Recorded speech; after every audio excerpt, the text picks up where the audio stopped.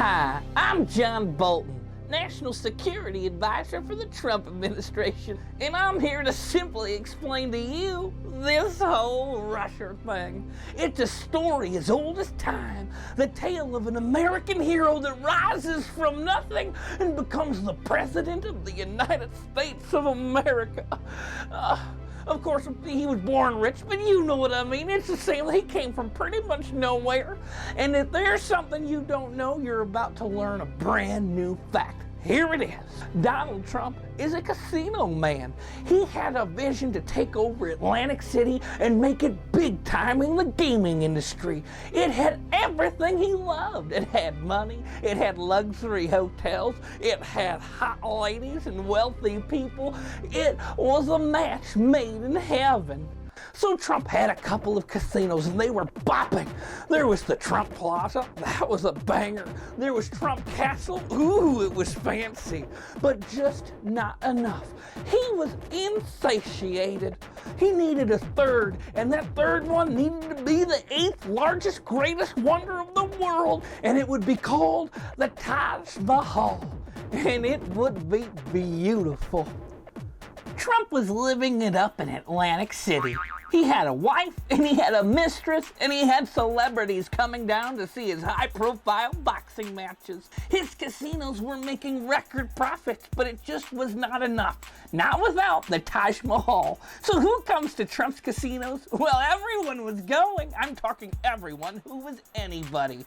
If you were an anybody, then you were there. With all the fancy people partying up in Trump's Atlantic City, there should be no surprise that some of those people, some of those anybody's, they were Russian mobsters, just your everyday Russian mobster, you know, sporting the tracksuit, driving the Lamborghinis into the sweet Atlantic Strip. The Brighton Beach bunch would trek from New York down to New Jersey, and they would party hard. Trump throws the best parties, yo. You know why? Because he doesn't like losers. You know who likes to have fun in casinos? Winners. You don't want to have a loser around you at a casino. I mean, I don't want to be around losers anyways. In fact, if you're a loser, please leave this video. Winners only. Do you know who else likes winners? Donald Trump likes winners. He likes the biggest winners. And when you're surrounding yourself with the biggest winners in your own casino, well then, you gotta pay out the big winners, big winnings. Trump was paying out big. There were winners all over the place. At the same time, he was trying to pay back the loans he took out to build these amazing casinos. The Taj Mahal was specifically financed entirely by Trump, and it had a price tag of somewhere around $900 million. Right around then, in the late 80s, the economy hit a bumperoonie. A little bump. Some call it a crash. Some call it the stock market crash of 1987. And it sort of spins Trump right round, round. It spun Trump round, right round. And he ends up having to spend more money than he expected. He was heavily invested into casinos that people could no longer afford to go to. Only months after the Taj's great opening, the Taj was close to bankruptcy. And oh no, the great powerful Donald Trump was broke. He was drowning in millions and millions of dollars of debt. You know what that's like. Everyone has those times in their life, don't they? Well, if you've been there, then you would know when you're short millions and millions of dollars of cash, what you don't do is turn away any free spending clientele. Free spending clientele like the Russian mob. You see, the Russians, they just knew Trump's casino, and they just knew he was so great. Is that so wrong? Let's say you bought a pair of sneakers. Does that mean that you're enslaving child laborers in sweatshops? Or does that just mean you bought a pair of shoes? Are you doing business with them and just minding your own business, exchanging money for services? That's what I think you're doing.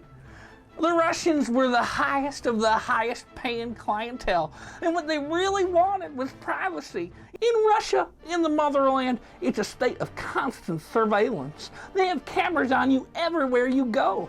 In Kremlin, there is no privacy. So of course these Russian guys in Atlantic City, they want some privacy. It's an indulgence. It's like when you haven't had a piece of chocolate in a long, long time and you have a piece of chocolate, you're all like, put that chocolate in my mouth. That's how privacy is when you haven't had it. It's an indulgence, and you want that sweet privacy.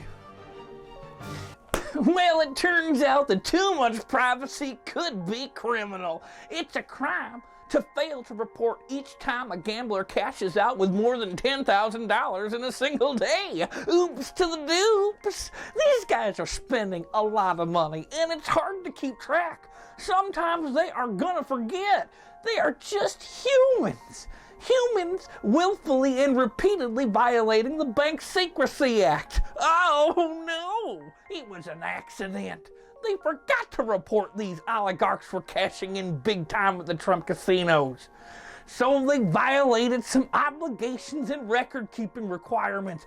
Who cares? The anti-money laundering violations are just a framework. It's not like anything set in stone. No one wrote these laws on a tablet and brought them down with Moses.